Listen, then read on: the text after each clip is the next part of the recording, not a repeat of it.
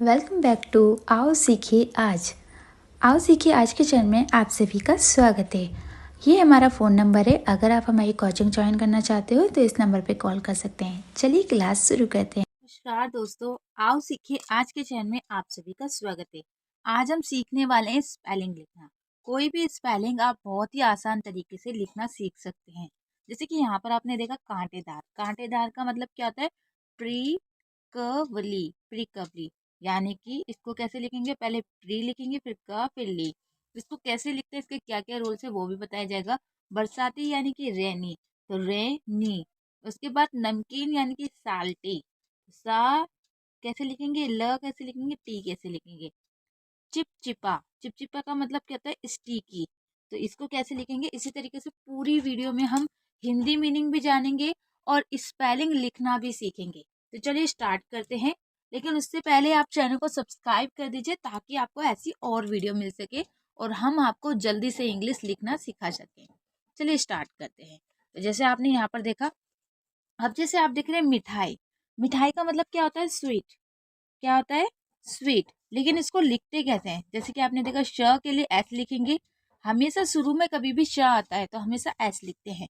फिर वाह के लिए आपको वी लिखना है। और जब भी बड़ी की मात्रा होगी और थोड़ा लॉन्ग बोला जा रहा होगा तो आप ई ए लिखेंगे।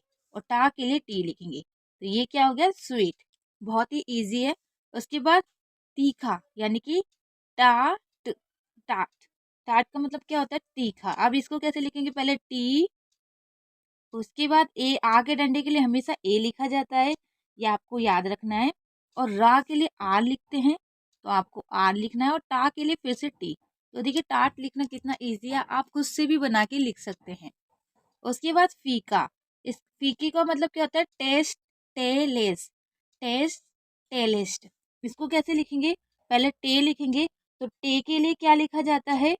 टी। और जब भी बड़े लॉन्ग ए बोला जा रहा हो, यानी कि ज्यादा लंबा ए बोला जा रहा हो, तो ए के लिए ए लिखते हैं। फिर शाह के लिए एस लिखेंगे। कभी भी आधा शाह होगा जो जल्दी से बोला जा रहा होगा तो हमेशा उसके लिए एस ही लिखते हैं। फिर टा के लिए टी लिखेंगे, यानी कि पहले आप टेस्ट लिख लीजिए। जो टेस्ट होता है ना, टेस्ट, एक होता है टेस्ट और एक होता है टेस्ट। इसमें क्या फर्क है? ये धीरे से बोला जा रहा है और इसके लास्ट में ई आता है। ठीक है। उसके बाद लेस। लेस कैसे लिखते हैं? L E. पहले ले, देखिए जल्दी से बोला जा रहा है। और यहाँ पर आप अगर अकेला लेस लिखेंगे तो आप काउंट करेंगे 1 2 3। तीसरे नंबर पे शाह आ रहा है, तो जब भी तीसरे नंबर पे शाह आता है तो हमेशा शाह के लिए डबल एस लिखते हैं। तो ये क्या हुआ? Tasteless. अब यम्मी। स्वादिष्ट का मतलब क्या होता है? यम्मी। तो यम्मी कैसे लिखेंगे? पहले वाई लिखेंगे, फिर बीच में जब भी कोई मात्रा नहीं होती है तो हमेशा यू लिखा जाता है। फिर माँ के लिए एम लिखेंगे। यम्मी। जब भी कोई कॉन्सोनेंट ज्यादा लंबा बोला जा रहा हो तो हमेशा उसे 2 बार लिखे, क्योंकि वो 2 बार इसीलिए लिखा जा रहा है क्योंकि उसको 2 बार यानी कि लंबा साउंड खींच के बोला जा रहा है। और अगर जल्दी बोला जाए तो हमेशा एक ही बार लिखे। अगर लास्ट में कभी भी ई की मात्रा आती है तो हमेशा वाई लिखते हैं। तो ये क्या हो गया? यम्मी। आपको अब से स्पेलिंग याद करने की जरूरत नहीं है, आप खुद से बनाना सीख सकते हैं। बस इसके लिए आपको वीडियो को देखना है और आप आसानी से लिखना सीख जाएंगे। चलिए अब हम आगे देख लेते हैं। अब जैसे कि आपने ये देखा, ये क्या है? रेशमी। रेशमी का मतलब क्या होता है? सिल्की। क्या होता है? सिल्की। अब सिल्की कैसे लिखेंगे? आप कहेंगे मुझे तो स्पेलिंग याद नहीं है, तो कैसे करेंगे? पहले शाह के लिए हमेशा एस लिखते हैं। आई के लिए ई लिखेंगे क्योंकि जल्दी बोला जा रहा है, सी। तो एकदम जल्दी बोला जाएगा तो आप आई लिखेंगे। तो ये क्या होगा? सी। उसके बाद ला के लिए एल लिखेंगे और का के लिए के लिखेंगे। आप कहेंगे आपकी के क्यों लिखा गया है? यहाँ तो हम सी भी लिख सकते थे या फिर सी के भी लिख सकते हैं, तो सिर्फ के क्यों नहीं, के क्यों लिखा गया है? क्योंकि जब भी लास्ट में ई की आवाज आए तो हमेशा का के लिए के लिखें, क्योंकि जब भी का के बाद ई आता है तो का के लिए के ही लिखा जाता है, इसलिए हमने के लिखा है। और ई के लिए हम हमेशा वाई लिखते हैं। तो ये क्या हो गया? सिल्की। उसके बाद सॉफ्ट। मुलायम का मतलब क्या होता है? सॉफ्ट। तो इसको कैसे लिखेंगे? एफ ओ, यानी कि सो के लिए हमेशा एस ओ ही लिखना है, चाहे कहीं पर भी हो। फा के लिए एफ लिखिए, टा के लिए टी लिखे। देखिए कितना इजी है, इसमें कुछ भी नहीं था, आप नॉर्मली लिख सकते हैं। चेतावनी। चेतावनी का मतलब क्या होता है? अलर्ट, यानी कि किसी से अलर्ट होना, यानी कि चेतावनी। तो इसको कैसे लिखा जाएगा, पहले आ के लिए हमेशा अगर शुरू में कभी भी ए आए, यानी कि शुरू में अगर कभी भी आ लिखना हो तो हमेशा ए लिखना है और कुछ नहीं लिखना है।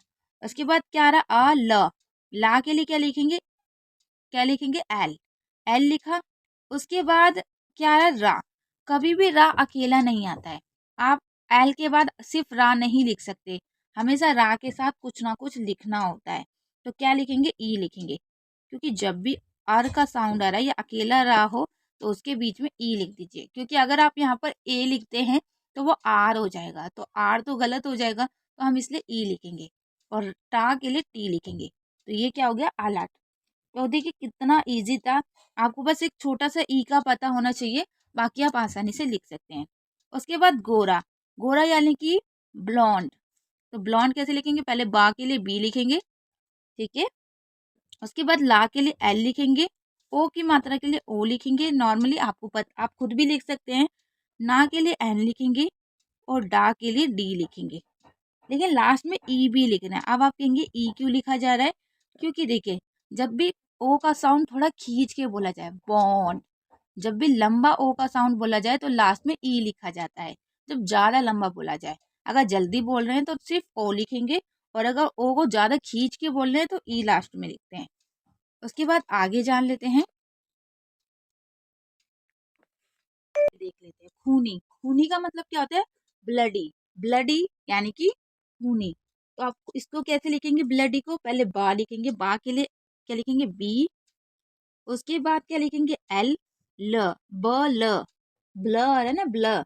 उसके बाद यहाँ पर डबल ओ आएगा। अब आप कहेंगे कि भाई डबल ओ क्यों आ रहा है, यहाँ तो हमें कुछ भी अगर हम डबल ओ लिखते हैं तो वो तो ब्लूडी हो जाएगा, तो ऐसा क्यों लिखा जा रहा है। देखिए ब्लडी में हमेशा डबल ओ लिखा जाता है, तो आपको ये याद करनी पड़ेगी। कुछ वर्ड मीनिंग ऐसी भी होती है जो रूल्स के अकॉर्डिंग नहीं होता है, इसको आपको याद ही करना होता है।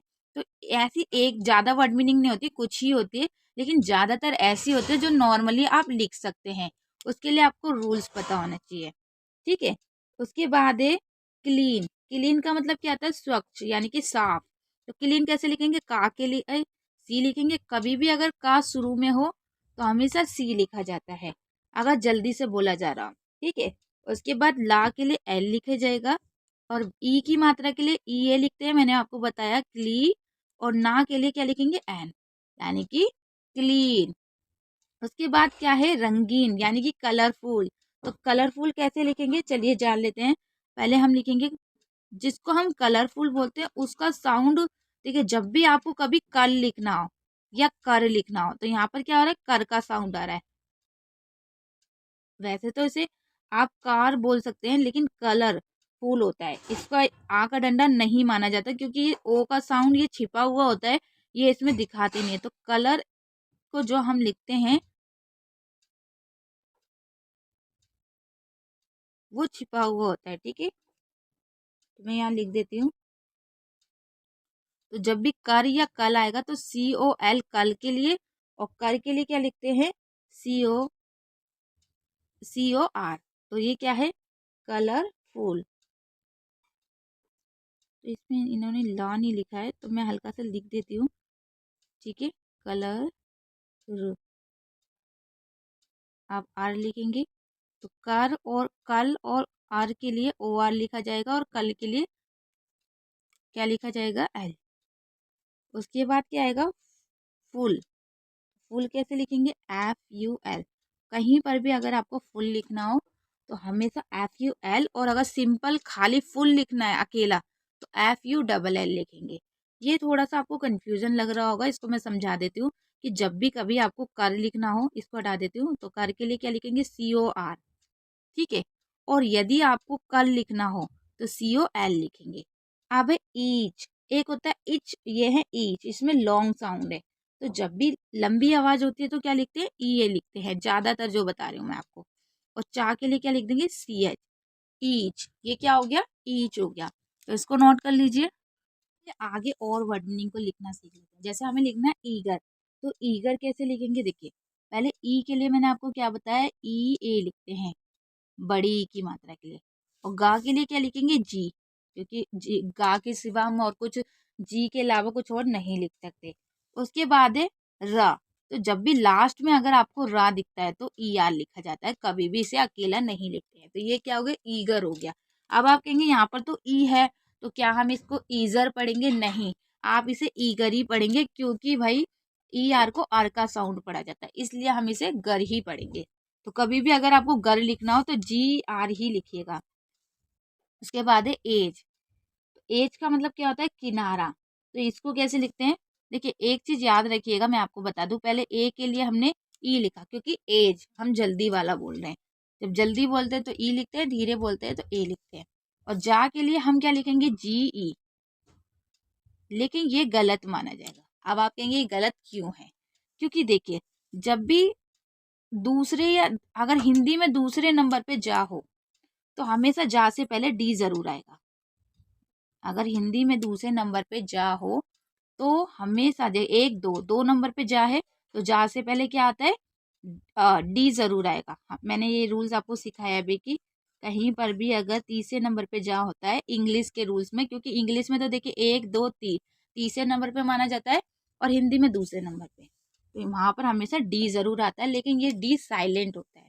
उसके बाद ग्रैंड।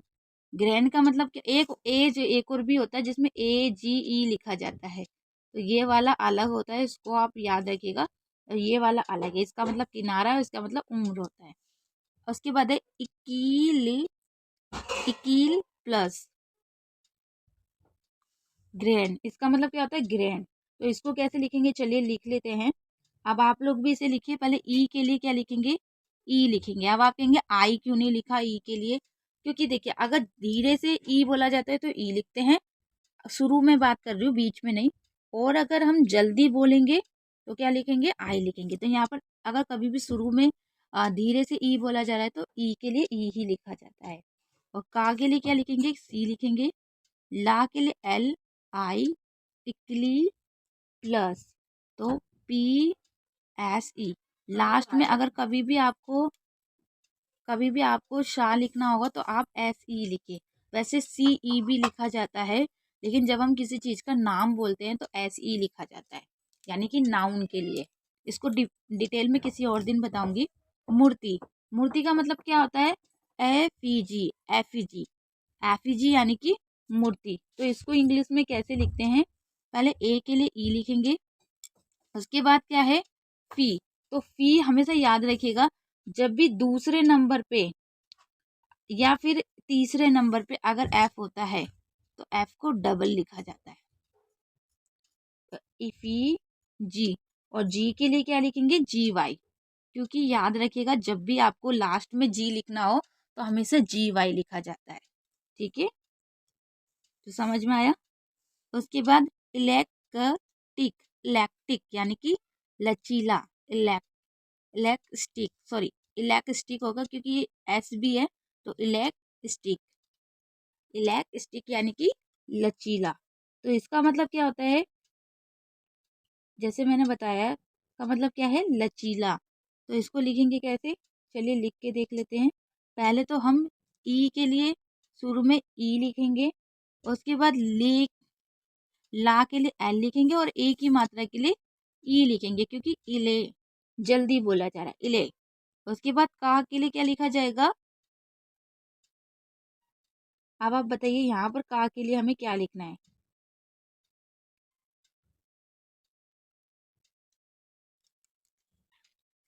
जैसे हमने लिखा इलेक्ट्रिक, तो अगर आप एल ई और सी लिखा, लेकिन ये गलत हो जाएगा, क्योंकि यहाँ पर आपको एस लिखना है। अब एस क्यों लिखना है? क्योंकि देखिए, अगर आप सी लिखते हैं तो वो का बन जाएगा, सा नहीं रहेगा। तो आप इसके लिए क्या लिखेंगे? एस ही लिख सकते हैं, आप कभी भी सी नहीं लिख सकते हैं। क्या लिखेंगे यहाँ पर? एस ही लिखना है। कभी भी अगर शा का साउंड आए बीच में तो हमेशा एस लिखना है। अगर आप सी लिख देते हो तो वो का माना जाएगा। उसके बाद है, आगे देख लेते हैं। जैसे कि एल्डर। एल्डर का मतलब क्या होता है? चेस्ट, यानी कि बड़ा। इसको हम बड़ा भी बोलते हैं। जैसे कि इसको लिखना सीख लेते हैं। तो जैसे आपने बोला एल्डर, तो ए के लिए हम क्या लिखेंगे? ई। ला के लिए एल। उसके बाद है ड के लिए डी। और जैसे मैंने बताया कि लास्ट में जब भी रा आएगा तो क्या लिखा जाएगा? E R. तो ये क्या हो गया, एल्डर। उसके बाद इलेक्ट, इलेक्ट का मतलब क्या होता है, चुनना। तो इलेक्ट कैसे लिखेंगे, यहाँ पर हम जान लेते हैं। ई के लिए मैंने क्या बताया था, ई लिखते हैं शुरू में। उसके बाद ला के लिए एल लिखेंगे, और फिर ए की मात्रा के लिए क्या लिखेंगे, फिर से ई लिखेंगे, क्योंकि जल्दी बोला जा रहा है। और का के लिए हम क्या लिखेंगे, सी, क्योंकि यहाँ पर का है, सा नहीं है। अगर सा होता तो आप उसको लिखते, ठीक है। और टा के लिए क्या लिखेंगे, टी, यानी कि इलेक्ट। अभी तक आपने देखा जितनी भी हमने स्पेलिंग लिखी है बहुत ही आसानी से लिख ली है। इसमें हमें बहुत ज़्यादा मेहनत या रूल्स जोड़ने की ज़रूरत नहीं है। सिर्फ एक दो रूल से ही हम आसानी से लिख पा रहे हैं। इलेक्ट, देखिए इलेक्ट्रिक, इलेक्ट्रिक यानी कि बिजली। बिजली को क्या बोलते हैं, इलेक्ट्रिक। तो इसको कैसे लिखेंगे, पहले ई के लिए हम ई लिखेंगे, क्योंकि इधर ई के लिए ई क्यों लिखा जाता है, क्योंकि बहुत से लोग इसे ई बोलते हैं और बहुत से लोग इसे ए भी पढ़ते हैं। तो बहुत से लोग ई की जगह, जैसे हमने यहाँ पर इलेक्ट बोला, वो एलेक्ट भी पढ़ देते हैं, क्योंकि शुरू में ई को ए और ई दोनों ही पढ़ा जाता है, इसलिए हमेशा शुरू में ई के लिए ई ही लिखा जाता है। उसके बाद ले, यानी कि एल ई। तो यहाँ पर आप देख रहे हैं जल्दी से ए बोला जा रहा है। का के लिए सी लिखा गया, टा के लिए टी, रा के लिए आर। अब आपका डाउट है कि ये का के लिए क्या लिखा जाएगा, तो का के लिए सी लिखेंगे। अब आप कहेंगे कि हम कैसे माने कि सी लिखेंगे, कभी कभी तो हम सी के भी लिखते हैं, के भी लिखते हैं। हमेशा याद रखिए, अगर ज़्यादा बड़ी वर्ड मीनिंग है और लास्ट में आपको का लिखना है, तो हमेशा का के लिए सिर्फ सी लिखें, कभी भी के या सी के ना लिखें। और अकेला हो तो खासकर सी लिखे। उसके बाद इलिगेंस, इलिगेंस यानी कि शोभा। तो इसका मतलब क्या होता है, इलिगेंस यानी कि शोभा। तो इसको कैसे लिखेंगे, वही ई के लिए ई लिखेंगे, फिर ले के लिए एल ई। अब आप कहेंगे यहाँ पर तो इली आ रहा है, तो यहाँ पर हमें ई क्यों लिखा गया, क्योंकि देखिए कभी भी अगर आपको ली लिखना हो तो आप एल ई लिखेंगे, अगर धीरे से ली बोला जा रहा है। और अगर जल्दी से ली बोला जाए तो एल आई आता है। तो ले के लिए भी ई लिखना है और ली के लिए भी। ये थोड़ा सा कंफ्यूज हो रहे होंगे आप, लेकिन ये चीज़ जानने वाली है, आप इसे अच्छे से समझ लीजिएगा। उसके बाद गैंस, क्योंकि धीरे से बोल रहे हैं, और यहाँ पर अगर हम ई लिख देते हैं तो वो जेंस हो जाएगा, तो इसलिए हमें ए ही लिखना पड़ेगा। और ना के लिए हम क्या लिखेंगे, एन। और लास्ट में अगर आपको शाह लिखना है तो क्या लिखेंगे, सी ई। याद रखिएगा, लास्ट में कभी भी अगर शाह बोला जाता है तो सी ई लिखते हैं। अब चलिए थोड़ा सा और कर लेते हैं।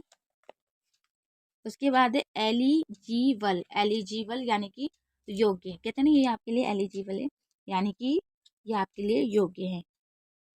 तो इसको कैसे लिखेंगे, पहले ए के लिए ई लिखेंगे, फिर ली के लिए देखिए एल आई लिखेंगे। अब आप कहेंगे यहाँ पर एल आई क्यों लिखा गया, वहां पर तो ली के लिए एल ई लिखा, क्योंकि यहाँ पर हम जल्दी बोल रहे हैं ली, और वहां पर हम ली।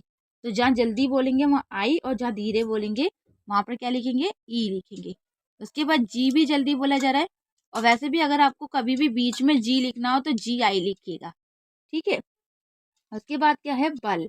तो हमेशा याद रखिएगा, कभी भी आपको बल लिखना है तो बी एल ई लिखना है, हमेशा याद रखिएगा। बल के लिए क्या लिखते हैं, बी एल ई।